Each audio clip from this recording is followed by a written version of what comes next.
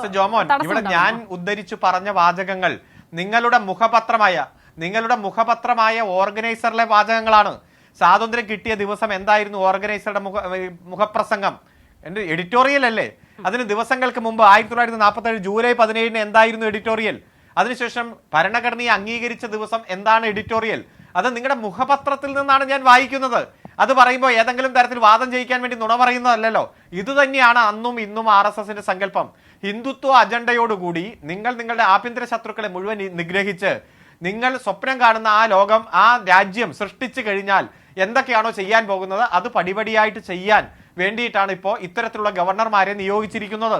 രാഷ്ട്രീയ എതിരാളികളെ ഇല്ലായ്മ ചെയ്യുക. ഒരു ഭാഗത്ത് കേന്ദ്ര അന്വേഷണ ഏജൻസികളെ ഉപയോഗിക്കും, മറുഭാഗത്ത് ഗവർണർമാരെ ഉപയോഗിക്കും, അതുപോലെ തന്നെ സാമ്പത്തിക ഫെഡറലിസം തകർക്കും. ഇതൊക്കെ അജണ്ടയാണല്ലോ. ഇതിൽ എത്ര ഉജ്ജ്വലമായിട്ടുള്ള പോരാട്ടമാണ് രാജ്യത്ത് ഉയർന്നു വന്നത്.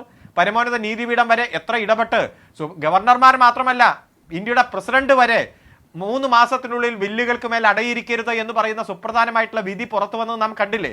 തീ കൊണ്ട് തലച്ചൊറിയരുതെന്ന് പറഞ്ഞ് കേരളമടക്കം കൊടുത്ത കേസിൽ മുൻ ഗവർണർക്കെതിരെ സുപ്രീം കോടതി നടത്തിയ പരാമർശങ്ങൾ നമ്മുടെ മുന്നിലില്ലേ?